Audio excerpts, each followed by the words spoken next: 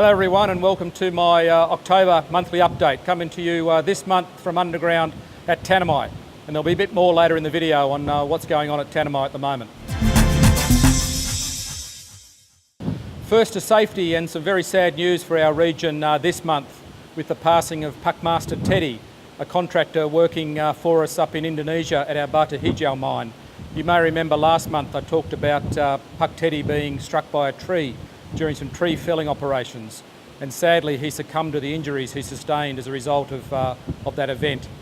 Puck Teddy leaves behind twin children, 13 years old, and another child, 6 years old, and a wife. So tragic news for us and for Puck Teddy's family.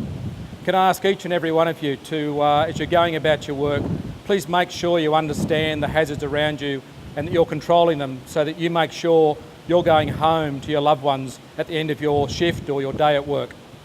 I'd now like to pass you across to Rob Pidgeon, who's a vital behaviours opinion leader here at Tanami, and he's been working with the team here at Tanami on vital behaviours for several years. And I'd like Rob to tell you a bit about that great improvement work that's been happening here at Tanami. So Rob, over to you to fill everyone in on some of that work.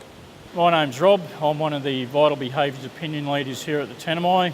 I started here about just over 5 years ago under a different contractor, and it's a very different place to work since Newmont have taken over as owner-operator and since the introduction of the vital behaviours. It's now an intrinsic part of our day-to-day operations, and it's proven that it increases our production and increases our safety. On to operational performance, and we continue very strong cost and production performance, unfortunately overshadowed by the sad news of the fatality in Indonesia. But both copper and gold production for the region is sitting 9% ahead of plan year to date, and our costs are sitting 24% better than plan year to date. 40% of that's driven by things like oil price and foreign exchange, but 60% continues to be driven by the things that we can control in our business. So a terrific year at the end of September, and please keep up the good work for a solid final quarter.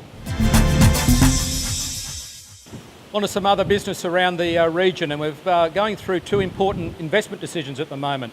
We've just had approved the South Pit layback at Boddington, which is a pretty large layback and extends the life of that operation. That was approved just in the last week or so by the Newmont Investment Council, and we'll now start the work of commencing that layback, that cutback of that pit over the next couple of months. And here at Tanami, we're in the late stages of getting the Tanami expansion project approved. And I'm going to pass you across to Tim Hewitt, who's the mining manager here at Tanami, who'll give you a bit more information about that project. So Tim, over to you. Thanks, Tom. Yeah, we're at the 1180 today. Just behind me here is one of our raise bore rigs, the 73R. As part of TEP Phase A, this is doing one of the ventilation holes which is integral to the dual decline. The dual decline itself, we're extremely happy with the progress. No incidents today in the decline itself, and we're achieving really good weekly advance rates. Approximately halfway through, very excited, it's ahead of schedule, and we'll be tracking through that earlier than we thought in the original timing.